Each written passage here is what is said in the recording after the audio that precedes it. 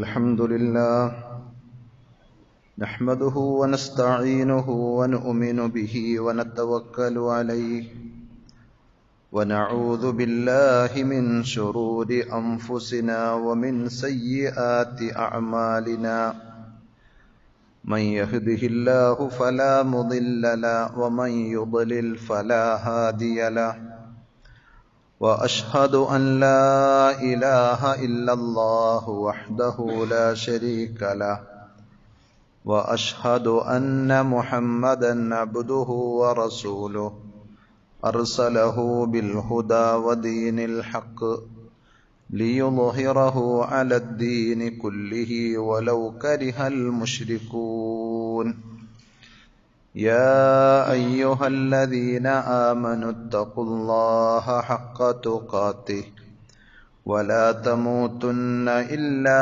وأنتم مسلمون يا أيها الناس اتقوا ربكم الذي خلقكم من نفس واحدة وخلق منها زوجها وبث منهما رجالا كثيرا ونساء واتقوا الله الذي تساءلون به والأرحام إن الله كان عليكم رقيبا يا أيها الذين آمنوا اتقوا الله وقولوا قولا سديدا يصلح لكم أعمالكم ويغفر لكم ذنوبكم ومن يطع الله ورسوله فقد فاز فوزا عظيما أما بعد فإن خير الحديث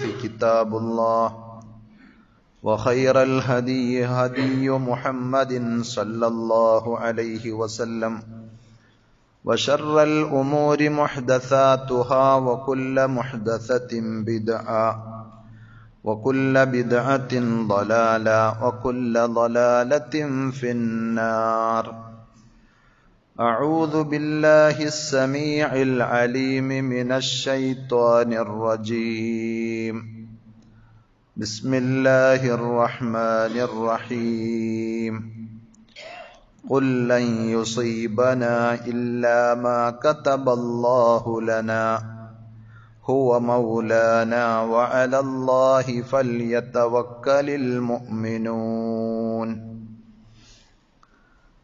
ആദരണീയരായ സഹോദരന്മാരെ, സഹോദരികളെ, അള്ളാഹുവിൻ്റെ വിധിവിലക്കുകൾ ശരിയായ രൂപത്തിൽ പഠിച്ചു മനസ്സിലാക്കുവാനും ജീവിതത്തിൻ്റെ എല്ലാ മേഖലകളിലും അവ പരമാവധി ശ്രദ്ധിച്ചുകൊണ്ട് പടച്ചറബിനോട് നന്ദിയുള്ളവരായി തഖ്വയിൽ അധിഷ്ഠിതമായ ജീവിതം നയിക്കാൻ പരിശ്രമിക്കണമെന്ന് സ്വന്തത്തോടെന്ന പോലെ നിങ്ങൾ ഓരോരുത്തരോടും ആമുഖമായി ഓർമ്മപ്പെടുത്തുകയാണ്, വസിയ്യത്ത് ചെയ്യുകയാണ്. റഹ്മാനായ റബ്ബ് അവന്റെ വിധിവിലക്കുകൾ കണിശമായി പാലിക്കുന്ന യഥാർത്ഥ മുത്തഖീങ്ങളിൽ, മുഅ്മിനീങ്ങളിൽ പറയുന്ന എന്നെയും കേൾക്കുന്ന നിങ്ങൾ ഓരോരുത്തരെയും ഉൾപ്പെടുത്തി അനുഗ്രഹിക്കുമാറാകട്ടെ. സഹോദരങ്ങളെ, നമ്മുടെ ജീവിതത്തിൽ നമ്മൾ പല കാര്യങ്ങളും ആഗ്രഹിക്കുകയും പ്ലാൻ ചെയ്യുകയുമൊക്കെ ചെയ്യാറുണ്ട്. ചിലപ്പോൾ അത് നാം വിചാരിച്ചതുപോലെ നടക്കാതെ പോകുന്ന അവസ്ഥകളും ഉണ്ടാകാറുണ്ട്.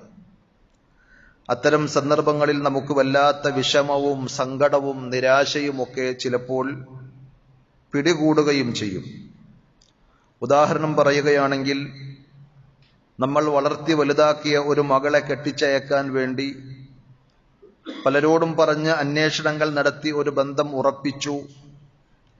ആ വിവാഹത്തിന്റെ നിശ്ചയവും തീരുമാനിച്ചു, ഡേറ്റ് നിശ്ചയിച്ചു, കല്യാണത്തിന് വേണ്ടിയിട്ടുള്ള കത്തുകൾ അടിച്ചു, ഹോള് ബുക്ക് ചെയ്തു, പലരെയും അതിലേക്ക് വേണ്ടി ക്ഷണിച്ചു. അന്നേ ദിവസം ഒരുക്കേണ്ട സദ്യക്ക് വേണ്ടുന്ന, ഭക്ഷണത്തിന് വേണ്ടുന്ന എല്ലാ പരിപാടികളും നമ്മൾ ചെയ്തു. പക്ഷെ എങ്ങനെയെല്ലാം നമ്മൾ ഒരുങ്ങിയതിന്റെ അവസാന നിമിഷത്തിലായിരിക്കും ഒരുപക്ഷെ ആ ബന്ധം, ആ വിവാഹം അങ്ങ് ഒഴിഞ്ഞു പോകുന്നത്. അങ്ങനെ ഒന്ന് സംഭവിച്ചാൽ ആ വാപ്പയുടെ മനസ്സ്, ആ കുടുംബത്തിന്റെ മനസ്സ് എത്രമാത്രം വേദനിക്കുകയും നീറുകയും ചെയ്യുന്നു എന്നത് നമുക്ക് ഓരോരുത്തർക്കും സങ്കല്പിക്കുവാൻ സാധിക്കുന്ന സംഗതിയാണ്. ഏകദേശം അതിന് സമാനമാണ് ഈ കൊല്ലത്തെ ഹജ്ജിന് വേണ്ടി പുറപ്പെടുന്ന ആളുകളുടെ അവസ്ഥ പരിശോധിച്ചാൽ പ്രൈവറ്റ് ഗ്രൂപ്പുകളിലൂടെ പോകുവാൻ വേണ്ടി പാസ്പോർട്ട് കൊടുത്ത് പണം നൽകി കാത്തിരിക്കുന്ന ആയിരക്കണക്കിന് പതിനായിരക്കണക്കിന് സഹോദരന്മാർ എല്ലാ ഒരുക്കങ്ങളും നടത്തി യാത്ര പോലും പലരോടും പറഞ്ഞു. പക്ഷേ ഈ കൂട്ടത്തിൽ പകുതിയിലധികം ആളുകൾക്ക് അതിന് സാധിച്ചിട്ടില്ല, അവസരം കിട്ടിയിട്ടില്ല എന്ന ദുഃഖകരമായ വാർത്തയാണ് നമ്മൾ ഈ അടുത്ത ദിവസങ്ങളിൽ വായിച്ചത്. അഥവാ 100-ൽ 60ഓളം ആളുകൾ അതിന്റെ പുറത്താണ്. അവർക്ക് സാമ്പത്തികമായ സൗകര്യങ്ങളില്ലാഞ്ഞിട്ടല്ല, ഹജ്ജ് ചെയ്യുവാൻ കൊതിയില്ലാഞ്ഞിട്ടല്ല, മാനസികമായും എല്ലാ നിലയിലും ഒരുങ്ങി തയ്യാറെടുത്ത അതിനുവേണ്ടി പ്രത്യേകം ഒരുക്കേണ്ട എല്ലാ ഒരുക്കങ്ങളും പൂർത്തീകരിച്ച ഈ അവസ്ഥയിൽ അവർക്ക് ഹജ്ജിന് പോകുവാൻ സാധ്യമല്ല എന്നുള്ള വിവരം കിട്ടിയപ്പോൾ അവരിൽ പല ആളുകളും ആ സങ്കടങ്ങൾ നമ്മളോട് പങ്കുവെക്കുന്ന അവസ്ഥയുണ്ടായിട്ടുണ്ട്. സഹോദരങ്ങളെ, ഇത് ഹജ്ജിന്റെ യാത്രയിൽ എന്ന് മാത്രമല്ല ഏത് യാത്രയിലും സംഭവിക്കാം. ഏത് പദ്ധതികളും പരിപാടികളുമായി നമ്മൾ മുന്നോട്ട് പോകുമ്പോഴും ഇതുപോലെയുള്ള അനുഭവങ്ങൾ ഉണ്ടാകുവാൻ സാധ്യതയുണ്ട്. അപ്പോൾ ഒരു വിശ്വാസി എന്നുള്ള നിലയിൽ ഇത്തരം ഘട്ടങ്ങളിൽ നാം ശ്രദ്ധിക്കേണ്ട അടിസ്ഥാനപരമായ ചില കാര്യങ്ങൾ നമ്മൾ ശ്രദ്ധിച്ചിട്ടില്ലെങ്കിൽ ഇതുപോലെയുള്ള അനുഭവങ്ങളിൽ നാം ഉഴറിപ്പോവുകയും നിരാശരായും മനം മടുത്ത് ജീവിതത്തിന്റെ ശരിയായ പാതയിൽ നിന്ന് റൂട്ട് തെറ്റി സഞ്ചരിക്കുകയും ഒക്കെ ചെയ്യുന്ന അവസ്ഥകൾ ഉണ്ടാകും. അള്ളാഹു നമ്മളെല്ലാവരെയും കാത്തുരക്ഷിക്കുമാറാകട്ടെ. അതുകൊണ്ട് ഒന്നാമതായി നമ്മൾ മനസ്സിലാക്കേണ്ടത് പടച്ച റബ്ബുമായിട്ടുള്ള നമ്മുടെ ബന്ധം അത് ശക്തമാക്കുവാനും പടച്ച റബ്ബിനോട് നിരന്തരമായി ഖൈറിന് വേണ്ടി ചോദിക്കുവാനുമൊക്കെ നമ്മൾ മനസ്സ് വെക്കുക എന്നതാണ്. നമുക്ക് ചോദിക്കാനുള്ളത് നമ്മുടെ സൃഷ്ടാവായ പടച്ച റബ്ബിനോടാണ്. എല്ലാം അവനിൽ തവക്കുലാക്കി നിരന്തരം ദുആ ചെയ്യാൻ, ഖൈറ് കിട്ടാൻ വേണ്ടി. ചിലപ്പോൾ നമ്മൾ ആഗ്രഹിച്ചതുപോലെ തന്നെ കാര്യങ്ങൾ നടന്നാൽ അൽഹംദുലില്ലാ നമുക്ക് സന്തോഷിക്കുവാനും അതിൽ അള്ളാഹുവിനെ സ്തുതിക്കുവാനും സാധിക്കും. ഇനി നമ്മൾ വിചാരിച്ചതുപോലെയല്ല കാര്യങ്ങൾ നടന്നത് എങ്കിൽ അതിലും എന്തെങ്കിലും ഖൈറുണ്ടാകും എന്ന് കരുതി സമാശ്വസിക്കുവാനും പടച്ച റബ്ബിനോട് നന്മക്ക് വേണ്ടി പ്രാർത്ഥിക്കുവാനും നബി സല്ലല്ലാഹു അലൈഹി വസല്ലം പഠിപ്പിച്ചിട്ടുണ്ട്. എല്ലാ കാര്യങ്ങളിലും അങ്ങനെ തന്നെയാണ്. വീട്ടിൽ നിന്ന് പുറത്തിറങ്ങുമ്പോൾ നമ്മളോട് പറയാൻ പറഞ്ഞത് ബിസ്മില്ലാഹി തവക്കൽതു അലല്ലാഹ്, ഞാനിതാ അള്ളാഹുവിന്റെ പേരിൽ അള്ളാഹുവിന്റെ നാമത്തിൽ വീട് വിട്ടിറങ്ങുന്നു. എന്റെ എല്ലാ ആഗ്രഹങ്ങളും എല്ലാ ലക്ഷ്യങ്ങളും എന്റെ എല്ലാ സംഗതികളും പടച്ച റബ്ബിൽ അള്ളാഹുവിൽ ഞാൻ ബരമേൽപ്പിച്ചിരിക്കുന്നു, തവക്കുലാക്കിയിരിക്കുന്നു. വലാ ഹൗല വലാ ഖുവത ഇല്ലാ ബില്ലാഹ്, ആ റബ്ബിനെ കൊണ്ടല്ലാതെ ഒരു ഗുണം കൊണ്ടുവന്ന് തരാൻ, ഒരു ദോഷം മാറ്റിത്തരാൻ ഒരു കഴിവും ശക്തിയും ആർക്കുമില്ല എന്ന് പറഞ്ഞുകൊണ്ട് വീട്ടിൽ നിന്നിറങ്ങാനാണ് ഏത് കാര്യത്തിലും ഏത് യാത്രയുടെയും സന്ദർഭത്തിൽ. അതാണ് നബി സല്ലല്ലാഹു അലൈഹി വസല്ലം പഠിപ്പിച്ചത്. അതേപോലെ ഏതൊരു കാര്യത്തിലും നമ്മളൊരു വീടെടുത്തു എന്ന് സങ്കല്പിക്കുക, അതല്ലെങ്കിൽ ഒരു പുതിയ വാഹനം വാങ്ങിച്ചു എന്ന് നമ്മൾ കരുതുക, അതല്ലെങ്കിൽ പുതിയൊരു സംരംഭത്തിലേക്ക് ഒരു ബിസിനസ്സിലേക്ക് നമ്മൾ കാലെടുത്ത് വെക്കുകയാണ് എങ്കിൽ, അതുമല്ലെങ്കിൽ നമ്മൾ വിവാഹം ചെയ്ത് ഒരു പുതിയ ദാമ്പത്യ ജീവിതത്തിലേക്ക് കാലെടുത്ത് വെക്കുന്നുവെങ്കിൽ അവിടെയെല്ലാം നബി സല്ലല്ലാഹു അലൈഹി വസല്ലമയുടെ മാതൃക അതിലെ ഖൈറ് കിട്ടുവാൻ വേണ്ടി ആ വാഹനത്തിൻ്റെതാണെങ്കിലും ആ വീടിൻ്റെതാണെങ്കിലും ആ കുടുംബത്തിൻ്റെതാണെങ്കിലും ഒക്കെ അതിന്റെ ഖൈറിൽ നിന്ന് പടച്ചവനെ നിന്നോട് ചോദിക്കുകയും അതിന്റെ ഷർറിൽ നിന്ന് ഞാൻ നിന്നോട് കാവലിനെ ചോദിക്കുകയും ചെയ്യുന്നു എന്ന് പറയുന്ന പ്രാർത്ഥന എല്ലാ വിഷയത്തിലുമുണ്ട്. വിവാഹം കഴിഞ്ഞാൽ ആദ്യത്തെ രാത്രിയിൽ തന്നെ തന്റെ ഭാര്യയുടെ തലയിൽ കൈവച്ചുകൊണ്ട് പ്രാർത്ഥിക്കുവാനുള്ള പ്രത്യേകമായ ഒരു ദുആ നബി സല്ലല്ലാഹു അലൈഹി വസല്ലമയുടെ സ്വഹാബത്തൊക്കെ ചെയ്തു വന്നത് നമുക്ക് ഹദീസുകളിൽ കാണുവാൻ സാധിക്കും. അവരുടെ ഖൈറ് ചോദിച്ചുകൊണ്ടാണ്, ഷർറുകളിൽ നിന്ന് രക്ഷ തേടിക്കൊണ്ടാണ്. ആ രീതിയിലുള്ള പ്രാർത്ഥന എല്ലാ വിഷയത്തിലും ഉണ്ടാകണം. നമ്മൾ യാത്രക്ക് പോകുമ്പോൾ വാഹനത്തിൽ കയറിയാൽ നബി സല്ലല്ലാഹു അലൈഹി വസല്ലമയുടെ രീതി കാന ഇദസ്തവാ അലാ ബഈരിഹി ഖാരിജൻ ഇലാ സഫരിൻ, ഒരു യാത്ര ഉദ്ദേശിച്ചുകൊണ്ട് നബി സല്ലല്ലാഹു അലൈഹി വസല്ലം പുറപ്പെടുകയും വാഹനപ്പുറത്ത് കയറിയിരുന്നാൽ, ആ മൃഗത്തിന്റെ പുറത്ത് കയറിയിരുന്നാൽ കബ്ബറ സലാസൻ, 3 പ്രാവശ്യം അല്ലാഹു അക്ബർ എന്ന തക്ബീർ പറയും. സുമ്മ ഖാൽ, എന്നിട്ട് നബി സല്ലല്ലാഹു അലൈഹി വസല്ലം ചൊല്ലിയിരുന്ന ദുആ, നമ്മളെ പഠിപ്പിച്ച ആ ദിക്ർ ദുആ ഇങ്ങനെയാണ്: സുബ്ഹാനല്ലദീ സഖറ ലനാ ഹാദാ വമാ കുന്നാ ലഹു മുഖ്രിനീൻ വഇന്നാ ഇലാ റബ്ബിനാ ലമുൻഖലിബൂൻ. നമുക്കൊക്കെ അറിയാവുന്ന പ്രാർത്ഥന. അല്ലാഹുവേ, ഞങ്ങൾക്കാർക്കും ഇതിനെ കീഴ്പ്പെടുത്തുവാൻ പറ്റുമായിരുന്നില്ല, നീ ഞങ്ങൾക്ക് കീഴ്പ്പെടുത്തി തന്നതാണ്. എന്നിട്ട് പറയുന്ന ചില വാചകങ്ങളുണ്ട്. അല്ലാഹുമ്മ ഇന്നാ നസ്അലുക ഫീ സഫരിനാ ഹാദാ അൽ ബിർറ വത്തഖ്വ. ഈ യാത്രയിൽ എല്ലാവിധ നന്മയും പുണ്യവും തഖ്വയും ഞങ്ങൾ നിങ്ങളോട് ചോദിക്കുകയാണ്. വമിനൽ അമലി മാ തർള, നീ തൃപ്തിപ്പെടുന്ന കർമ്മങ്ങൾ ചെയ്യുവാനുള്ള തൗഫീഖ് പടച്ചവനെ നീ ഞങ്ങൾക്ക് നൽകണമേ. ഹവ്വിൻ അലൈന അല്ലാഹുമ്മ ഹവ്വിൻ അലൈന സഫറന ഹാദാ വത്വി അന്നാ ബുഅദ. ഈ യാത്രയുടെ എല്ലാ ക്ലേശങ്ങളും ഞങ്ങൾക്ക് ലഘൂകരിച്ച് അതിന്റെ ദൂരം ഞങ്ങൾക്കൊരു പ്രയാസമില്ലാതെയാക്കി ഞങ്ങൾക്ക് എളുപ്പമാക്കി തരേണമേ എന്നിങ്ങനെയുള്ള പ്രാർത്ഥന. അല്ലാഹുമ്മ അൻത സ്വാഹിബു ഫിസ് സഫർ, പടച്ച റബ്ബേ അല്ലാഹുവേ നീയാണ് ഞങ്ങളുടെ കൂടെ യാത്രക്ക് ഞങ്ങൾക്ക് സഹായിയായി ഉള്ളത്. അതേപോലെ തന്നെ വൽ ഖലീഫത്തു ഫിൽ അഹ്ൽ, കുടുംബത്തിൽ വീട്ടുകാർക്ക് ഞങ്ങളുടെ കാര്യങ്ങളെല്ലാം നിർവഹിക്കാൻ അല്ലാഹുവേ നീയാണുള്ളത്, നിന്നിലാണ് ഞങ്ങൾ ഏൽപ്പിക്കുന്നത്. അല്ലാഹുമ്മ ഇന്നി അഊദു ബിക മിൻ വഅസാഇസ് സഫർ വകആബത്തിൽ മൻളർ വസൂഇൽ മുൻഖലബി ഫിൽ മാലി വൽ അഹ്ൽ. അല്ലാഹുവേ യാത്രയിൽ ഉണ്ടാകുന്ന എല്ലാവിധ ദുരിതങ്ങളിൽ നിന്നും അതേപോലെ തന്നെ മോശമായ സങ്കടപ്പെടുത്തുന്ന കാഴ്ചകളിൽ നിന്നും മോശമായ അവസ്ഥ കുടുംബത്തിലും സമ്പത്തിലും ഒക്കെ സംഭവിക്കുന്നതിൽ നിന്നും നിന്നോട് കാവലിനെ ചോദിക്കുന്നു എന്ന് പറഞ്ഞുകൊണ്ട് നിരന്തരം അള്ളാഹുവിനോട് ഖൈറിനെ തേടി ഷർറിൽ നിന്ന് രക്ഷ തേടിക്കൊണ്ടുള്ള ഒരു പ്രാർത്ഥനാ മനസ്സ്, അതൊരു വിശ്വാസിയുടെ മുഖമുദ്രയായി ഇസ്ലാം പഠിപ്പിക്കുകയാണ്. യാത്രയിൽ എന്നല്ല, ഏത് ഘട്ടത്തിലും അത് വേണം. അപ്പോൾ നമ്മൾ വിചാരിച്ചതുപോലെ കാര്യങ്ങൾ നടന്നില്ല എങ്കിലും അതിലും ഖൈറുണ്ട് എന്ന് മനസ്സിലാക്കുവാൻ, അതാണ് എന്റെ റബ്ബ് എനിക്ക് നിശ്ചയിച്ചിട്ടുള്ളത് എന്ന് മനസ്സിലാക്കുവാൻ സാധിക്കും. അതേപോലെ ഒരു യഥാർത്ഥ വിശ്വാസിയാണോ നമ്മൾ? ജീവിതത്തിൽ ഒന്നും ആ വിശ്വാസിയെ സംബന്ധിച്ചിടത്തോളം സംഭവിക്കുന്നത് നഷ്ടമായിട്ടല്ല. നബി സല്ലല്ലാഹു അലൈഹി വസല്ലം പഠിപ്പിച്ചതാണ്, അജബൻ ലി അംരിൽ മുഅ്മിൻ ഇന്ന അംറഹു കുല്ലഹു ലഹു ഖൈർ. വിശ്വാസിയുടെ കാര്യം അത്യത്ഭുതകരമാണ്. അവരുടെ എല്ലാ കാര്യങ്ങളും അവർക്ക് ഖൈറേ ഉള്ളൂ. അവരുടെ ജീവിതത്തിൽ ഷർറ് എന്ന് പറയുന്നത് ഒന്നില്ല. അഥവാ ആളുകൾക്കിടയിൽ ഷർറായി തോന്നുന്ന കാര്യം പോലും വിശ്വാസിയെ സംബന്ധിച്ചിടത്തോളം ഖൈറാണ് എന്നാണ്. പ്രയാസങ്ങളും പരീക്ഷണങ്ങളും ഉണ്ടാവുകയില്ല എന്നല്ല പറഞ്ഞതിനർത്ഥം. മറിച്ച് പ്രയാസങ്ങൾ ഉണ്ടാകുമ്പോൾ ക്ഷമിക്കുവാൻ സാധിച്ചാൽ എന്റെ റബ്ബ് എനിക്ക് നിശ്ചയിച്ചത് അതിൽ ഖൈറുണ്ടാകും എന്ന് കരുതി ക്ഷമിക്കുവാൻ സാധിച്ചാൽ ഇന്നല്ലാഹ മഅസ് സ്വാബിരീൻ, അത്തരം ക്ഷമാശീലരോടൊപ്പമാണ് അല്ലാഹു. അല്ലാഹുവിന്റെ മഅയ്യ ഖാസ്സ, പ്രത്യേകമായ ഒരു സാമീപ്യം, അടുപ്പം അല്ലാഹു അത്തരക്കാരോട് കാണിക്കും. അഥവാ അല്ലാഹുവിന്റെ സംരക്ഷണയും അല്ലാഹുവിന്റെ പരിഗണനയും അല്ലാഹുവിന്റെ സഹായവും എല്ലാം അത്തരക്കാർക്കുണ്ടാകും. നമ്മളൊന്ന് പരീക്ഷിക്കുകയാണ്, എന്റെ റബ്ബ് എന്നെ പരീക്ഷിക്കുകയാണ് എന്ന് മനസ്സിലാക്കി അതിൽ ക്ഷമിക്കുവാൻ സാധിച്ചാൽ അല്ലാഹു നമ്മുടെ കൂടെയുണ്ട്. അല്ലാഹു കൂടെയുണ്ടെങ്കിൽ സഹോദരങ്ങളെ പിന്നെ എന്തിന് നമ്മൾ ഭയപ്പെടേണ്ടതുണ്ട്? എല്ലാ കാര്യത്തിനും പടച്ച റബ്ബിന്റെ കാവലും അല്ലാഹുവിന്റെ സംരക്ഷണം ഉണ്ടെങ്കിൽ അപ്പോൾ വേറെ ചില ആളുകൾക്ക് എന്നാലും ഇബാദത്തുകൾ ചെയ്യാൻ കഴിയാതെ പോയതിലുള്ള വിഷമമാണ് എനിക്കുള്ളത് എന്ന് പറയാറുണ്ട്. ഹജ്ജിന് പോകാൻ നിയ്യത്ത് വെച്ചു, ഉംറക്ക് പോകുവാൻ വേണ്ടി ആഗ്രഹിച്ചു, അതിനുവേണ്ടി തയ്യാറെടുത്തു, പക്ഷെ സാധിച്ചില്ല. അതേപോലെ ജുമുഅക്കും ജമാഅത്തിനും പള്ളിയിൽ വരാൻ കൊതിച്ച് ആയുസ്സുള്ളപ്പോൾ ആരോഗ്യമുള്ളപ്പോൾ ഒന്നാമത്തെ സഫിൽ വന്നിരുന്ന പല ആളുകൾക്കും രോഗം കൊണ്ട് പള്ളികളിലേക്ക് വരാതിരിക്കുമ്പോൾ മനസ്സ് വേദനിച്ച് സങ്കടത്തോടുകൂടി അവർ പറയാറുണ്ട്, എനിക്കും ആ പള്ളിയിൽ വരാൻ. പ്രത്യേകിച്ച് റമദാനിലും ജുമുഅ സമയങ്ങളിലുമൊക്കെ പള്ളികളിൽ വന്നിരുന്ന ആളുകൾ മനസ്സ് നൊന്ത് വേദനിച്ച് സങ്കടപ്പെട്ട് പറയുന്നുവെങ്കിൽ നബി സല്ലല്ലാഹു അലൈഹി വസല്ലം പറഞ്ഞത് നിങ്ങൾ സങ്കടപ്പെടേണ്ടതില്ല.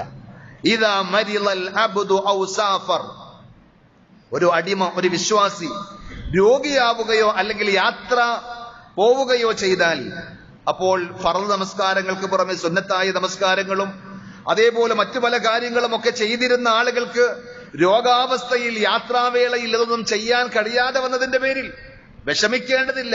കുത്തിബ ലഹു മിസ്ലു മാ കാന യഅമലു മുഖീമൻ സ്വഹീഹ, യാത്രയില്ലാതിരുന്നപ്പോൾ നീ വീട്ടിൽ കുടുംബത്തോടൊപ്പം താമസിച്ചപ്പോൾ കഴിച്ചുകൂട്ടിയപ്പോൾ നിസ്കരിക്കുന്നവനായിരുന്നോ?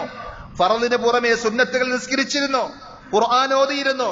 അതേപോലെയുള്ള സുന്നത്തുകൾ, ഐച്ഛികമായ പുണ്യകർമ്മങ്ങൾ നിങ്ങൾ ചെയ്തവരാണെങ്കിൽ നിങ്ങൾ യാത്രയിലായി അല്ലെങ്കിൽ രോഗിയായി എന്നുള്ളത് കൊണ്ട് നിങ്ങൾക്ക് യാതൊരു പ്രയാസവുമില്ല. നിങ്ങൾ ആരോഗ്യത്തോടുകൂടി വീട്ടിൽ താമസിച്ചപ്പോൾ നിങ്ങൾ ചെയ്തിരുന്നത് തത്തുല്യമായ പ്രതിഫലം അള്ളാഹു നിങ്ങൾക്ക് തരുമെന്നാണ്. അപ്പൊ രോഗിയായി എന്നതിന്റെ പേരിൽ ജമാഅത്തിനെത്താൻ സാധിച്ചില്ല, ജുമുഅക്ക് വരാൻ സാധിച്ചില്ല, ഹജ്ജിന് പോകാൻ സാധിച്ചില്ല, ഉംറ നിർവഹിക്കാൻ സാധിച്ചില്ല, അതിന്റെ പേരിൽ മനസ്സ് വേദനിക്കേണ്ടതില്ല. റബ്ബാണ് നമുക്ക് പ്രതിഫലം നൽകുന്നത്. അല്ലാഹ് തരും എന്ന് നബി സല്ലല്ലാഹു അലൈഹി വസല്ലം അത് ജാമ്യം നിന്നിട്ടുണ്ട്, ഗ്യാരണ്ടി ചെയ്തിട്ടുണ്ട്. അതുകൊണ്ട് തന്നെ ഇബാദത്തുകൾ ചെയ്യാൻ കഴിയാത്തതിന്റെ പേരിൽ നമ്മൾ സങ്കടപ്പെടേണ്ടതില്ല. അള്ളാഹു നിശ്ചയിച്ചത് അതിൽ ഖൈറാണ്, അതാണ് നന്മ. ഒരു വിശ്വാസിയെ സംബന്ധിച്ചിടത്തോളം ദോഷമായി ഒന്നുമില്ല എന്നുള്ള പാഠം നമ്മൾ പഠിക്കേണ്ടതുണ്ട്.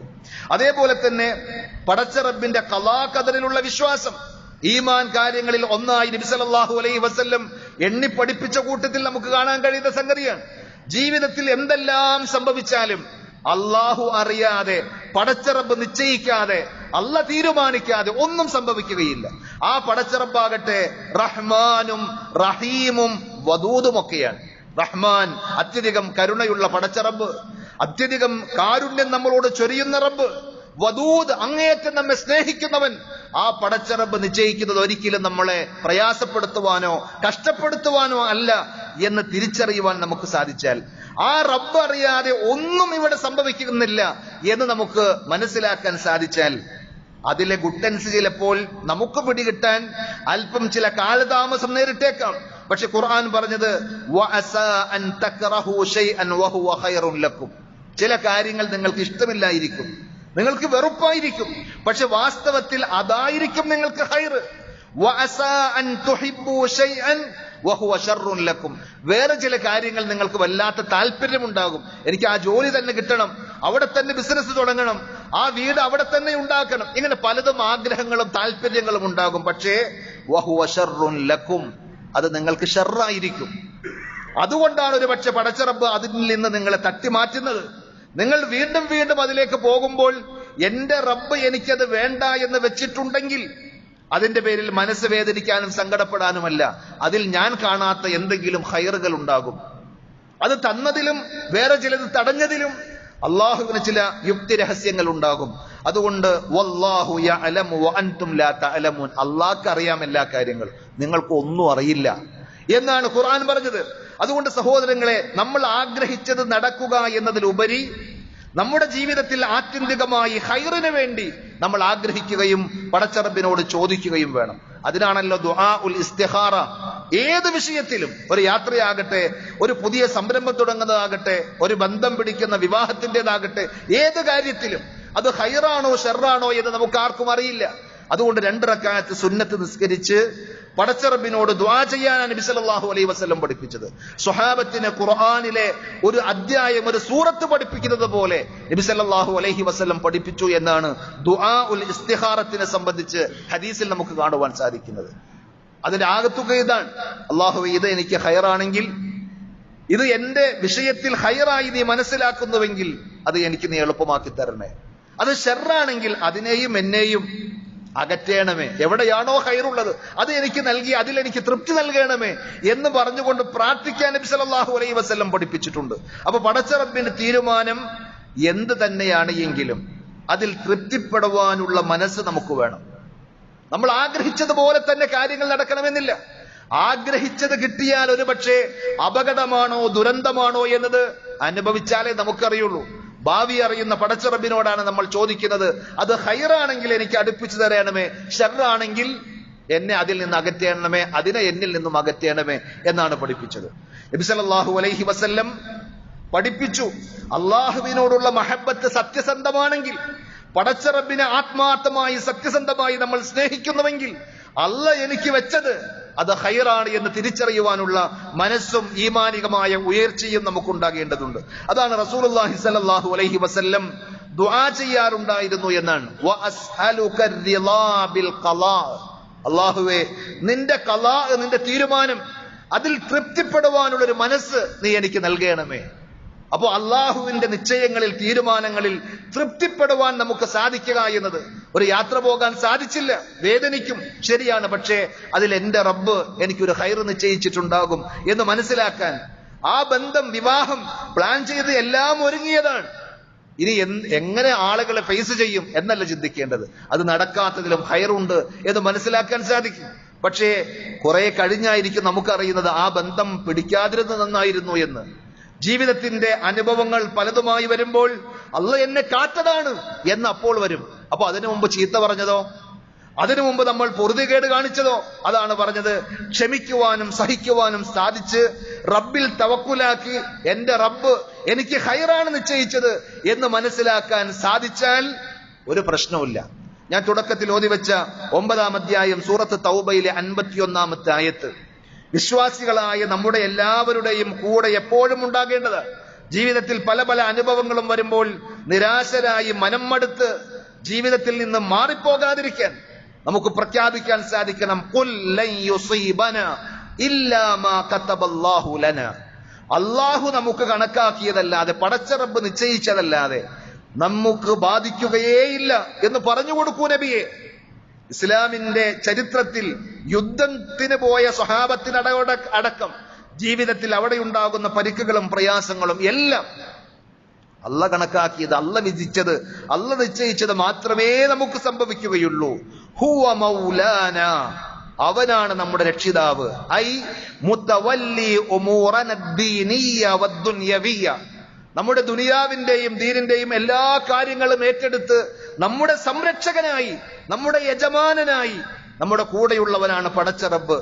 ഫഅലൈന റിളാ ബിഅഖ്ദാരിഹി, അതുകൊണ്ട് തന്നെ ആ പടച്ച റബ്ബ് വിധിക്കുന്നതിൽ തൃപ്തിപ്പെടുക എന്നതാണ് ഒരു യഥാർത്ഥ വിശ്വാസിക്ക് കരണീയമായിട്ടുള്ളത്. വലൈസ ഫീ ഐദീനാ മിനൽ അംരി ശൈഉൻ, നമ്മുടെ കൈകളിൽ യാതൊന്നുമില്ല, അതിന്റെ നിയന്ത്രണങ്ങളും തീരുമാനങ്ങളും നമ്മുടേതല്ല. നമ്മൾ എന്താഗ്രഹിച്ചാലും എത്ര കണ്ട് പരിശ്രമിച്ചാലും ആത്യന്തികമായി പടച്ച റബ്ബ് നിശ്ചയിക്കണം. ഹുവ മൗലാന, ആ റബ്ബാണ് നമ്മുടെ രക്ഷകൻ. വഅലല്ലാഹി ഫൽയതവക്കലിൽ മുഅ്മിനൂൻ. അതിനാൽ ഒരു യഥാർത്ഥ വിശ്വാസി തന്റെ എല്ലാ കാര്യങ്ങളും പടച്ച റബ്ബിൽ ഏൽപ്പിച്ചു കൊള്ളട്ടെ. അല്ല എടുക്കേണ്ട പണി അള്ളാനെ ഏൽപ്പിച്ച സംഗതി, അതിൽ നമ്മൾ എങ്ങനെ വല്ലാതെ അസ്വസ്ഥതപ്പെടേണ്ടതില്ല എന്നർത്ഥം. അതേപോലെ 4-മതായി സലഫുകളുടെ ചരിത്രം നമുക്ക് മനസ്സിലാക്കാൻ സാധിക്കേണ്ടതുണ്ട്. നബി സല്ലല്ലാഹു അലൈഹി വസല്ലമയുടെയും സ്വഹാബത്തിന്റെയും ഒക്കെ ചരിത്രത്തിൽ പലതും പഠിക്കുമ്പോൾ നമുക്ക് മാതൃകകൾ കാണുവാൻ സാധിക്കും. ഹജ്ജിനും ഉംറക്കും ഒക്കെ മോഹിച്ച് വലിയ പ്രതീക്ഷയോടെ കാത്തിരുന്നിട്ട് വിഷമവും സങ്കടവും മാത്രം തോന്നുന്ന, ഞാൻ പല രീതിയിലും പൈസ സംഘടിപ്പിച്ചതാണ്, അത് കൊണ്ടുപോയി കൊടുത്തു, പാസ്പോർട്ടും പൈസയും അവരുടെ കയ്യിലാണ്, ഇതിനെ തിരിച്ചു കിട്ടുമോ എന്ന് പോലും അറിയുകയില്ല എന്നൊക്കെ പറഞ്ഞ് സങ്കടപ്പെടുന്ന ആളുകളുണ്ട്. നബി സല്ലല്ലാഹു അലൈഹി വസല്ലമയുടെയും സ്വഹാബത്തിന്റെയും ജീവിതത്തിൽ ഇതുപോലെ ഒരു സംഭവം നമുക്ക് കാണുവാൻ സാധിക്കും. നമ്മൾ ചരിത്രത്തിൽ കേൾക്കുന്ന ഹുദൈബിയ സന്ധി എന്ന് പറയുന്ന ചരിത്രം അതാണ്. ഹിജ്റ 6-ാം വർഷം ദുൽഖഅദ മാസത്തിൽ നബി സല്ലല്ലാഹു അലൈഹി വസല്ലമയും ഏകദേശം 1400ഓളം വരുന്ന സ്വഹാബികളും സ്വന്തം നാട്ടിലേക്ക് അഥവാ മക്കയിലേക്ക് തിരിച്ചൊന്നു പോവുകയാണ്. നാട് വിട്ട് എല്ലാം വിട്ടെറിഞ്ഞ് ഹിജ്റ വന്നതിന് ശേഷം ഉംറ ചെയ്യാൻ ആ കഅബയെ തവാഫ് ചെയ്യുന്ന, തലമുണ്ടനം ചെയ്യുന്ന ഉംറയുടെ രംഗങ്ങൾ നബി സല്ലല്ലാഹു അലൈഹി വസല്ലം ഒരു സ്വപ്നം കണ്ട വിവരം സ്വഹാബത്തിനെ അറിയിച്ചപ്പോൾ അവർക്കെല്ലാവർക്കും ആവേശത്തോടുകൂടി നബി സല്ലല്ലാഹു അലൈഹി വസല്ലമയുടെ ഇമാറത്തിൽ പ്രവാചകനെ അമീറാക്കി നബി സല്ലല്ലാഹു അലൈഹി വസല്ലമയുടെ കൂടെ ഉംറ ചെയ്യാൻ പോകാൻ. പക്ഷെ ആ വിവരം ആരറിഞ്ഞു? ആദ്യമായി ഉംറക്ക് പോകുവാൻ വേണ്ടി തയ്യാറെടുക്കുന്ന വിശ്വാസികൾ. നാട് വിട്ട് മദീനയിലേക്ക് വന്നതിന് ശേഷം വീണ്ടും ഒന്ന് തിരിച്ച് മക്കയിലേക്ക് എത്താൻ വേണ്ടി അവർ ഇഹ്റാമിൽ പ്രവേശിച്ചു. ഉംറയുടെ നിയ്യത്തിൽ അവർ വസ്ത്രം ധരിച്ച് അങ്ങനെ പോവുകയാണ്. ഖുറൈശികൾ ആ വിവരം അറിഞ്ഞു. അവരെ ഉംറ ചെയ്യാൻ സമ്മതിക്കുകയില്ല, തടയാൻ അവർ തീരുമാനിച്ചു. നബി സല്ലല്ലാഹു അലൈഹി വസല്ലം ശൂറ നടത്തി. അബൂബക്കർ സിദ്ദീഖ് റളിയല്ലാഹു അൻഹു അടക്കമുള്ള സ്വഹാബികൾ പറഞ്ഞു, നമ്മൾ യാത്ര തുടരണം, അവർ തടയാണെങ്കിൽ തടയട്ടെ എന്ന രീതിയിൽ യാത്ര തുടർന്നു. അവസാനം മക്കയുടെ അടുത്ത് ഹുദൈബിയ എന്ന് പറയുന്ന സ്ഥലം വരെയും എത്തി. ആ ചരിത്രം ഞാൻ പൂർണ്ണമായി വിശദീകരിക്കുകയല്ല. മക്കയുടെ അടുത്തുള്ള പ്രദേശമാണ് ഹുദൈബിയ എന്ന് പറയുന്ന സ്ഥലം. അവിടെ എത്തിയപ്പോൾ സന്ധി സംഭാഷണമായി. ഒരു വഴക്കിലേക്കും വക്കാണത്തിലേക്കും പോകാതിരിക്കാൻ 2 വിഭാഗം ആളുകളും അഥവാ ഖുറൈശി പ്രമാണിമാർ പലരെയും പറഞ്ഞയച്ചു. നബി സല്ലല്ലാഹു അലൈഹി വസല്ലം ഉസ്മാൻ ഇബ്നു അഫ്ഫാൻ റളിയല്ലാഹു അൻഹുവിനെ പോലെ ചില പ്രതിനിധികളെ പറഞ്ഞയച്ച് അവരുമായി സംഭാഷണം നടത്തിയെന്നാണ്. അവസാനം ആ സംഭാഷണത്തിന്റെ ആ സന്ധിയുടെ ഒരു കരാറെന്നുള്ള രീതിയിൽ ഈ വർഷം ഉംറ ചെയ്യാതെ നിങ്ങൾ തിരിച്ചു പോകണമെന്നതാണ്. സ്വന്തം നാടായ മക്കയിൽ നിന്ന് ആട്ടിപ്പുറത്താക്കപ്പെട്ട ആളുകൾ കുറച്ച് ശക്തി സംഭരിച്ച് വളരെ ആവേശത്തോടെ, അതിലേറെ ഈമാനികമായ കരുത്തോടെ ആ കഅബാലയത്തിന്റെ അടുക്കലേക്ക് എത്തുവാൻ വേണ്ടി തയ്യാറെടുത്ത് വന്ന ആളുകളോട് തിരിച്ചു പോകണം ഈ കൊല്ലം, അടുത്ത കൊല്ലം, പിന്നീടൊക്കെ എപ്പോ വേണമെങ്കിലും നിങ്ങൾക്കത് ചെയ്യാം. അങ്ങനെ പ്രത്യക്ഷത്തിൽ പരാജയം തോന്നാവുന്ന, നിന്ദതയും അപമാനവും എന്ന് തോന്നാവുന്ന രീതിയിൽ കുറെ തീരുമാനങ്ങളാണ് അതിലുള്ളത്. ഉംറ ചെയ്യാതെ മടങ്ങുക എന്നത് പലർക്കും സഹിക്കാൻ സാധിച്ചില്ല. നബി സല്ലല്ലാഹു അലൈഹി വസല്ലമയോട് കയർത്ത് സംസാരിക്കുന്ന അദബുകേടിലേക്ക് പോലും ചിലർ എത്തിപ്പെട്ട മനോവിഷമം പിന്നീട് അവർ സങ്കടപ്പെടുന്നത് കാണുവാൻ ചരിത്രത്തിൽ നമുക്ക് കാണുന്നതാണ്. അതേപോലെ ആ യാത്രയിൽ നബി സല്ലല്ലാഹു അലൈഹി വസല്ലം വിഷമിച്ച രംഗം, നബി സല്ലല്ലാഹു അലൈഹി വസല്ലം എന്ത് ചെയ്യണമെന്നറിയാതെ പ്രവാചകന്റെ വാക്കുകൾക്ക് സ്വഹാബത്ത് ചെവി കൊടുക്കാത്ത ഒരവസ്ഥ. അങ്ങനെയാണ് ഉമ്മു സലമ റളിയല്ലാഹു അൻഹയുടെ നിർദ്ദേശപ്രകാരം നബി സല്ലല്ലാഹു അലൈഹി വസല്ലമയോട് ആ കർമ്മങ്ങൾ ചെയ്യാൻ കൽപ്പിച്ച കാര്യങ്ങൾ, നബിയെ നിങ്ങൾ തന്നെ അങ്ങ് ആദ്യം ചെയ്തേക്കുക. ബലിയറുക്കുവാനും അതേപോലെ തന്നെ തലമുണ്ടനം ചെയ്യുവാനും ഒക്കെ നബി സല്ലല്ലാഹു അലൈഹി വസല്ലം തയ്യാറായപ്പോൾ ഇഹ്റാം പൂർത്തീകരിച്ച് കർമ്മം ചെയ്യാതെ മടങ്ങിപ്പോവാണല്ലോ. അപ്പൊ അതിന്റെ പ്രായശ്ചിത്തം എന്ന രീതിയിൽ ബലിയറുക്കേണ്ടതുണ്ട്. അങ്ങനെ നിർവഹിക്കുവാൻ വേണ്ടി തയ്യാറായപ്പോൾ നബി സല്ലല്ലാഹു അലൈഹി വസല്ലം ചെയ്തത് കണ്ട് സ്വഹാബികളും പിന്നെ അങ്ങ് ചെയ്തു. ഒരു വല്ലാത്ത മാനസിക അവസ്ഥയോടുകൂടി അവർ തിരിച്ചു പോവുകയാണ്. ആ തിരിച്ചു പോരുന്ന സന്ദർഭത്തിലാണ് സൂറത്തുൽ ഫത്ഹിലെ ആയത്തുകൾ അവതരിക്കുന്നത്. ഇന്നാ ഫതഹ്നാ ലക ഫത്ഹൻ മുബീന, ഇന്നാ ഫതഹ്നാ ലക ഫത്ഹൻ മുബീന, നിനക്ക് തീർച്ചയായും വ്യക്തമായൊരു വിജയം നാം ഇതാ നൽകിയിരിക്കുന്നു എന്ന് പറഞ്ഞ ആയത്ത്. ആ ആയത്തുകളെ സംബന്ധിച്ച് നബി സല്ലല്ലാഹു അലൈഹി വസല്ലം പറഞ്ഞത്, ഉൻസിലത അലയ്യ ലൈലത സൂറത്തുൻ ലഹിയ അഹബ്ബു ഇലയ്യ മിമ്മാ ത്വലഅത് അലൈഹി ശംസു. സൂര്യൻ ഉദിക്കുന്ന അഥവാ ദുനിയാവിലെ എല്ലാ സംഗതികളെക്കാളും ഏറ്റവും പ്രിയങ്കരമായ, എനിക്ക് ഏറ്റവും ഇഷ്ടമുള്ള ഒരു സൂറത്ത് ഈ കഴിഞ്ഞ രാത്രിയിൽ എനിക്ക് അവതരിച്ചിട്ടുണ്ട് എന്ന് യാത്രാവേളയിൽ നബി സല്ലല്ലാഹു അലൈഹി വസല്ലം ഉണർത്തി. എന്നിട്ട് ഓതിക്കൊടുത്തത് സൂറത്തുൽ ഫത്ഹാണ്. ഇന്നാ ഫതഹ്നാ ലക ഫത്ഹൻ മുബീന, അഥവാ വലിയൊരു വിജയത്തിന്റെ തുടക്കമായിരുന്നു അത് എന്നർത്ഥം. ഇബ്നു മസ്ഊദ് റളിയല്ലാഹു അൻഹു പറയുന്നുണ്ട്, ഇന്നകും തഅദ്ദൂനൽ ഫത്ഹ ഫത്ഹ മക്ക. അല്ലാഹ് പറഞ്ഞത് നിങ്ങൾക്കൊരു വിജയം നൽകിയിരിക്കുന്നു എന്ന് പറഞ്ഞത് മക്ക വിജയമാണ്. മക്ക മുസ്ലിങ്ങൾക്ക് കീഴിലേക്ക് വന്ന് മക്കം ഫത്ഹായ ആ വിജയത്തെ കുറിച്ചാണ് എന്ന് നിങ്ങൾ കണക്കാക്കുന്നു. പക്ഷേ വനഹ്നു നഉദ്ദുൽ ഫത്ഹ സുൽഹൽ ഹുദൈബിയ, ഞങ്ങൾ സ്വഹാബികൾ അതിനെ കണക്കാക്കിയത് ഹുദൈബിയ സന്ധിയാണ്. ഹുദൈബിയ സന്ധി പ്രത്യക്ഷത്തിൽ ഒരു പരാജയവും അപമാനവുമായി പലർക്കും തോന്നിയെങ്കിലും വാസ്തവത്തിൽ അതിന്റെ പിന്നാലെ ഒട്ടേറെ നേട്ടങ്ങളും ഗുണങ്ങളും മാത്രമാണ്. അതാണ് പറഞ്ഞത്, വല്ലാഹു യഅലമു വഅൻതും ലാ തഅലമൂൻ. നിങ്ങൾ ചിലത് ആഗ്രഹിച്ചത് നടക്കാതെ പോകുമ്പോൾ സങ്കടപ്പെടും, പൊറുതുകേട് കാണിക്കും. വേറെ ചിലത് നിങ്ങൾ വെറുക്കും, ആ വെറുത്തത് അതേപോലെ നടക്കുമ്പോൾ നിങ്ങൾ പൊറുതുകേട് കാണിക്കും. പക്ഷെ രണ്ടുമല്ല കാര്യം, അള്ളാഹു അറിയുന്നു, നിങ്ങൾക്കറിയില്ല എന്ന് പറഞ്ഞതുപോലെ. അതേപോലെ സഹോദരങ്ങളെ, ആപത്തുകളും പ്രയാസങ്ങളും നഷ്ടവും ഒക്കെ വരുമ്പോഴും അതൊന്നും ഒരു വിശ്വാസിക്ക് ഉണ്ടാവുകയില്ല എന്നല്ല. അങ്ങനെയെല്ലാം എന്ത് സംഭവിച്ചാലും നബി സല്ലല്ലാഹു അലൈഹി വസല്ലം പഠിപ്പിച്ചത്, മാ മിൻ മുസ്ലിമിൻ തുസീബുഹു മുസീബ, ഏതൊരു മുസ്ലിമിനെയും ഏതെങ്കിലും ഒരു മുസീബത്ത്, ആപത്ത് ബാധിച്ചു കഴിഞ്ഞാൽ ഫയഖൂൽ മാ അമറല്ലാഹ്, അല്ലാഹ് കൽപ്പിച്ചതുപോലെ പറയണം. എന്താ അല്ലാഹ് കൽപ്പിച്ചത്? ഇന്നാ ലില്ലാഹി വ ഇന്നാ ഇലൈഹി റാജിഊൻ. الذين إذا أصابتهم مصيبة قالوا إنا لله وإنا إليه راجعون. വിശ്വാസികളുടെ ഗുണമായി പറഞ്ഞതാണ്, അവർക്ക് എന്തെങ്കിലും ഒരു മുസീബത്ത്, ആപത്ത്, അപകടം പെട്ടുകഴിഞ്ഞാൽ അവർ ഉടനെ പറയും ഇന്നാ ലില്ലാഹി വ ഇന്നാ ഇലൈഹി റാജിഊൻ. അത് മരണവാർത്ത കേട്ടാൽ മാത്രം പറയേണ്ട സംഗതിയല്ല. നമ്മൾ നടന്നു പോകുമ്പോൾ നമ്മുടെ ചെരുപ്പിന്റെ വാറ് പൊട്ടിയെന്നിരിക്കട്ടെ, നമ്മൾ ഓടിച്ചു കൊണ്ടുപോകുന്ന വാഹനത്തിന്റെ ടയർ പഞ്ചറായി എന്നിരിക്കട്ടെ, ചെറുതും വലുതുമായ ഏത് ദുരന്തവും ഏത് പ്രയാസവും ഉണ്ടാകുമ്പോ ഇന്നാ ലില്ലാഹി വ ഇന്നാ ഇലൈഹി റാജിഊൻ, ഞങ്ങളെല്ലാം പടച്ചറബിന്റേതാണ്, പടച്ചറബിലേക്ക് മടങ്ങിപ്പോകേണ്ടവരാണ്, അല്ലാഹ് നിശ്ചയിച്ചതാണ് ഇതും. അതുകൊണ്ട് അതിൽ സമാശ്വസിക്കുവാൻ സാധിക്കണം. എന്നിട്ടോ ഇങ്ങനെ പ്രാർത്ഥിക്കണം, അല്ലാഹുമ്മ അജുർനി ഫീ മുസീബത്തി, അല്ലാഹുവേ ഈ മുസീബത്തിൽ, ഈ ആപത്തിൽ എനിക്ക് നീ പ്രതിഫലം നൽകണമേ. വ അഖ്ലിഫ് ലീ ഖൈറൻ മിൻഹ, ഇതിനേക്കാൾ ഉത്തമമായത് എനിക്ക് നീ പകരം തരണമേ. അവിടെയും ദുആ പഠിപ്പിച്ചിട്ടുണ്ട് നബി സല്ലല്ലാഹു അലൈഹി വസല്ലം. അങ്ങനെ പ്രാർത്ഥിച്ചാൽ ഇല്ലാ അഖ്ലഫല്ലാഹു ലഹു ഖൈറൻ മിൻഹ, അതിനേക്കാൾ ബെറ്ററായ ഉത്തമമായ മറ്റൊന്ന് അള്ളാഹു അയാൾക്ക് കൊടുക്കാതിരിക്കുകയില്ല എന്ന് നബി സല്ലല്ലാഹു അലൈഹി വസല്ലം പറയുന്ന ഹദീസ് സ്വഹീഹ് മുസ്ലിമിൽ കാണുവാൻ സാധിക്കും. ആ ഹദീസ് നമുക്ക് പറഞ്ഞു തരുന്ന ഉമ്മു സലമ റളിയല്ലാഹു തആല അൻഹ, നബി സല്ലല്ലാഹു അലൈഹി വസല്ലമയുടെ ഭാര്യമാരിൽ ഒരുവളായ ഉമ്മു സലമ റളിയല്ലാഹു അൻഹ ഒരു അനുഭവം കൂടി കുറിക്കുന്നുണ്ട്. എന്താണ് പറഞ്ഞത് എന്നറിയോ? എന്റെ ഭർത്താവ് അബൂ സലമ അദ്ദേഹം മരണപ്പെട്ടു പോയി. അബൂ സലമ മരണപ്പെട്ടപ്പോൾ നബി സല്ലല്ലാഹു അലൈഹി വസല്ലം മുമ്പ് പഠിപ്പിച്ച ഈ ഹദീസ്, ഈ ദുആ എനിക്ക് ഓർമ്മ വന്നു. പക്ഷേ എന്റെ ഭർത്താവിനേക്കാൾ നല്ലൊരു മനുഷ്യൻ വേറെയുണ്ടോ?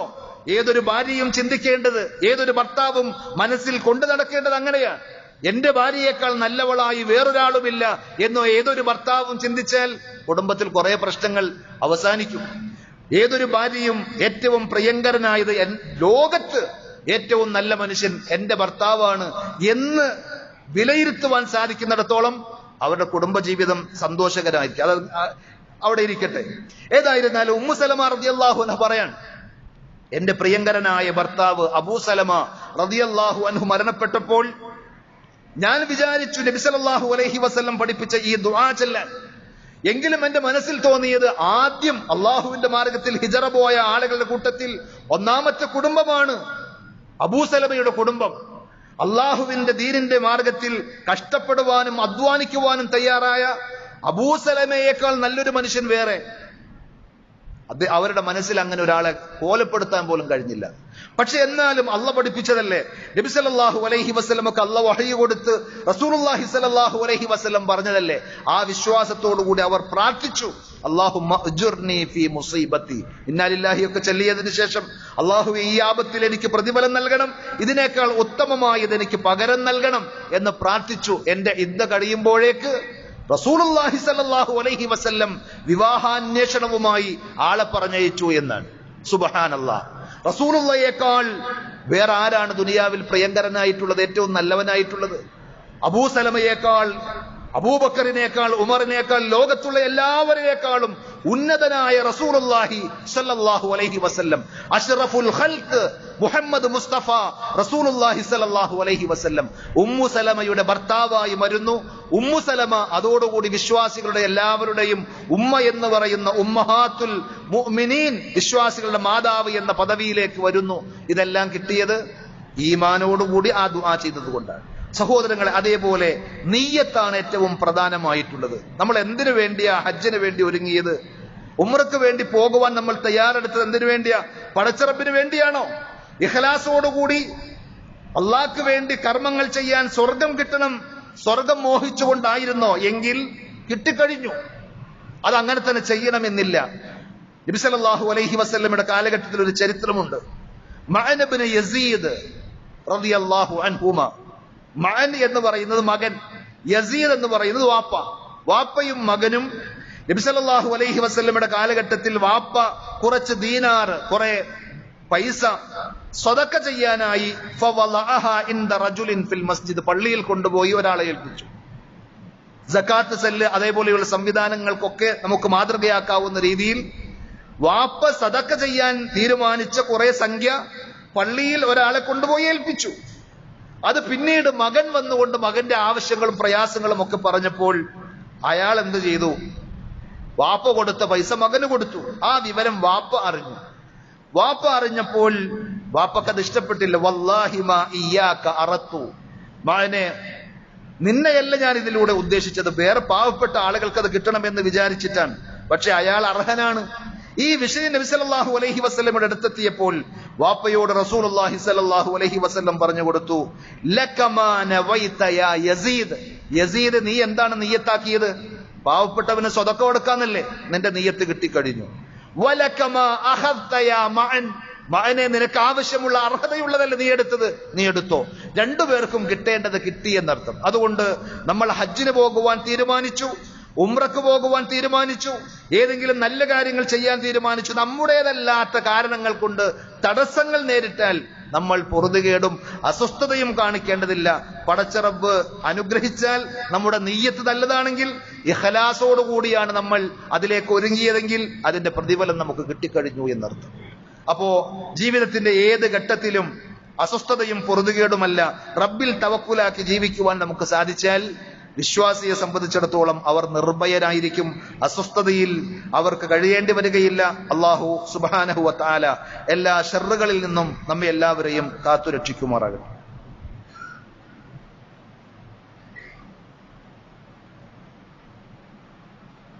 അൽഹംദുലില്ലാഹി റബ്ബിൽ ആലമീൻ വസ്സലാത്തു വസ്സലാമു അലാ അഷ്റഫിൽ അംബിയാഇ വൽ മുർസലീൻ നബിയ്യിനാ മുഹമ്മദിൻ വഅലാ ആലിഹി വഅസ്ഹാബിഹി വസല്ലമ തസ്ലീമൻ കസീറ. യാ അയ്യുഹല്ലദീന ആമനു തഖുല്ലാഹ ഹഖ്ക തുഖാതിഹി വലാ തമൂതുന്ന ഇല്ലാ വഅൻതും മുസ്ലിമൂൻ. സ്നേഹമുള്ള സഹോദരന്മാരെ, സഹോദരികളെ, അള്ളാഹുവിൻ്റെ വിധിവിലക്കുകൾ ജീവിതത്തിൻ്റെ എല്ലാ മേഖലകളിലും പരമാവധി ശ്രദ്ധിക്കണമെന്നൊരിക്കൽ കൂടി ഉണർത്തുകയാണ്. റഹ്മാനായ റബ്ബ് നമുക്കെല്ലാവർക്കും അതിനുള്ള തൗഫീഖ് പ്രദാനം ചെയ്യുമാറാകട്ടെ. ഹജ്ജ് യാത്രയുമായി ബന്ധപ്പെട്ട് പല സ്ഥലങ്ങളിലും പല അനാചാരങ്ങളും നടക്കാറുണ്ട്. അതിലൊന്നാണ്, യാത്ര പോകുമ്പോൾ സ്വാഭാവികമായും നമ്മൾ ബന്ധുക്കളോടും സുഹൃത്തുക്കളോടും ഒക്കെ യാത്ര പറയാറുണ്ട്. യാത്ര പറയണം, അത് നല്ല കാര്യം തന്നെയാണ്. അതേപോലെ എന്തെങ്കിലും ഹക്കിടപാടുകളൊക്കെ ഉണ്ടെങ്കിൽ അത് തീർക്കണം. ആരെയെങ്കിലും മനസ്സുകൊണ്ടോ മാനസികമായോ അല്ലെങ്കിൽ ശാരീരികമായോ വേദനിപ്പിച്ചിട്ടുണ്ടെങ്കിൽ വാക്കുകളിലൂടെ പ്രവർത്തനങ്ങളിലൂടെ ഒക്കെ അവരോട് പൊരുത്തപ്പെടുവിച്ച് നല്ലൊരു മനസ്സുമായി പോവുക എന്നത് നല്ല കാര്യം തന്നെയാണ്. പക്ഷേ എന്നാൽ അതിൻ്റെ ഒക്കെ അതിരുകൾ ലംഘിച്ചുകൊണ്ട് പുതിയ പുതിയ കോലങ്ങളിലായി ഹജ്ജ് യാത്ര പരിണമിച്ചു കൊണ്ടിരിക്കുകയാണ്. എങ്ങനെയെന്ന് ചോദിച്ചാൽ, ഹജ്ജിന് പോകുന്ന ആളുകൾ ഒരു യാത്ര ചടങ്ങായി സംഘടിപ്പിച്ച് ഹജ്ജ് കല്യാണം എന്ന പേരിൽ തന്നെ ചില പ്രദേശങ്ങളിൽ നടക്കുന്നതായി കാണുവാൻ സാധിക്കും. അതിനുവേണ്ടി പ്രത്യേകം ഭക്ഷണം ഒരുക്കി സൽക്കാരങ്ങൾ, ചില ഹാളുകളൊക്കെ ബുക്ക് ചെയ്ത് ഒരു കല്യാണം നടക്കുന്ന അതേ പ്രതീതിയിൽ പ്രത്യേകം ദുആ ചെയ്യാനും അതേപോലെ തന്നെ പ്രത്യേകമായ ആചാരങ്ങളുമായി ഒക്കെ കടന്നു വരുമ്പോൾ അതൊരു നല്ല കാര്യമാണ് എന്ന് ആരും കരുതേണ്ടതില്ല. ദീനിൽ അങ്ങനെയാണ് പല ബിദ്അത്തുകളും കടന്നു വരുന്നത്. സുഫിയാൻ സൗരി റഹ്മത്തുള്ളാഹി അലൈഹി പറഞ്ഞതുപോലെ, ഒരു ഹറാമ് നമ്മളെ കൊണ്ട് ചെയ്യിക്കുന്നതിനേക്കാൾ പിശാചിന് ഏറ്റവും പ്രിയങ്കരമായിട്ടുള്ളത് ഒരു ബിദ്അത്ത് ദീനിൽ ഉണ്ടാക്കാനും അത് ചെയ്യിപ്പിക്കാനായിരിക്കും. നമ്മൾ ചെയ്യുന്ന സൽക്കർമ്മങ്ങൾ പരമാവധി ആളുകളെ കാണിക്കാതെ ആളുകളെ അറിയിക്കാതെ ചെയ്യുക എന്നത് ഇഖ്ലാസിന്റെ തേട്ടമാണ്. പക്ഷെ ഞാനൊരു ഹാജിയാരാണ്, ഹജ്ജിന് പോകാണ് എന്ന് 4 ആളുകളെ അറിയിച്ച് അതേപോലെ പോകാൻ തയ്യാറെടുക്കുന്ന ആളുകൾക്ക് ഇങ്ങനെ ഒരു സദ്യയും പരിപാടിയും സംഘടിപ്പിക്കാൻ കഴിയാത്തതിന്റെ വിഷമത്തിൽ സാമ്പത്തികമായ പ്രയാസങ്ങൾക്ക് കൊണ്ട് അവർ വേദനിക്കുകയും ചെയ്യുന്ന അവസ്ഥ ഇസ്ലാമികമായി മാതൃകയുള്ള സംഗതിയല്ല. അത്യാവശ്യം ചെന്നുള്ള ആളുകളോട് പറയണം. ആരെങ്കിലും വീട്ടിൽ വന്നാൽ അവർക്കൊരു ഭക്ഷണം കൊടുക്കണം എന്നല്ലാതെ അതിനുവേണ്ടി പ്രത്യേകം പന്തലിട്ട് പ്രത്യേകം ഹാള് ബുക്ക് ചെയ്ത് ഇന്ന ദിവസം ആളുകളുടെ ഡേറ്റ് ഒക്കെ നോക്കി ഒരു ഡേറ്റ് ഫിക്സ് ചെയ്ത് അതൊരു ആഘോഷമാക്കി, വാസ്തവത്തിൽ മറ്റു പല മതത്തിന്റെ ആളുകളും അവരുടെ കെട്ടുനിറയുമായൊക്കെ ബന്ധപ്പെട്ട് പോകുമ്പോൾ അങ്ങനെയൊക്കെ പലതും സംഘടിപ്പിക്കാറുണ്ട്. ആ രീതിയിലേക്കുള്ള ഒരു അനാചാരമായി ഇസ്ലാമികമായ ഹജ്ജിന്റെയും ഉംറയുടെയും യാത്രകളെ അധപ്പതിപ്പിക്കരുത് എന്നതുകൂടി സാന്ദർഭികമായി ഓർമ്മിപ്പിക്കുകയാണ്.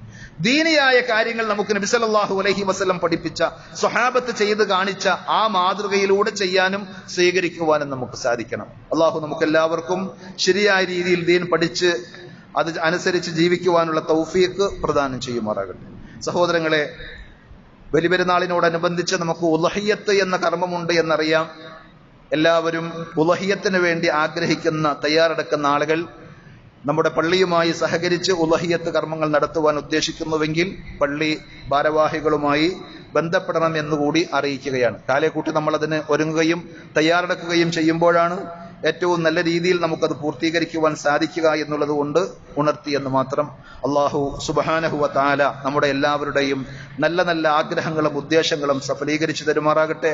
എല്ലാത്തരം പ്രയാസങ്ങളിൽ നിന്നും ബുദ്ധിമുട്ടുകളിൽ നിന്നും അള്ളാഹു നമ്മെ എല്ലാവരെയും കാത്തുരക്ഷിക്കുമാറാകട്ടെ. നമ്മുടെ ജീവിതത്തിൽ വന്നുപോയിട്ടുള്ള എല്ലാ അബദ്ധങ്ങളും തെറ്റുകുറ്റങ്ങളും റഹ്മാനായ റബ്ബ് നമുക്ക് വിട്ടുപുറത്ത് മാപ്പാക്കി തരുമാറാകട്ടെ. ഈമാനോടുകൂടി മരിക്കുവാനും ജന്നാത്തുൽ ഫിർദൗസിൽ അമ്പിയാക്കന്മാരുടെ ഔലിയാക്കന്മാരുടെ കൂടെ സമ്മേളിക്കുവാൻ നമുക്കും നമ്മുടെ കുടുംബത്തിനും മാതാപിതാക്കൾക്കും അള്ളാഹു തൗഫീഖ് നൽകി അനുഗ്രഹിക്കുമാറാകട്ടെ. അല്ലാഹുമ്മ ഗഫിർ ലിൽ മുഅ്മിനീന വൽ മുഅ്മിനാത്ത് വൽ മുസ്ലിമീന വൽ മുസ്ലിമാത്ത് അൽ അഹ്യാഇ മിൻഹും വൽ അംവാത്ത് ഇന്നക മുജീബുദ് ദഅവാതി യാ ഖാദിയൽ ഹാജാത്ത്.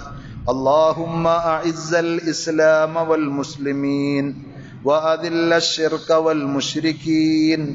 اللهم أجرنا من النار، اللهم أجرنا من النار وأدخلنا الجنة.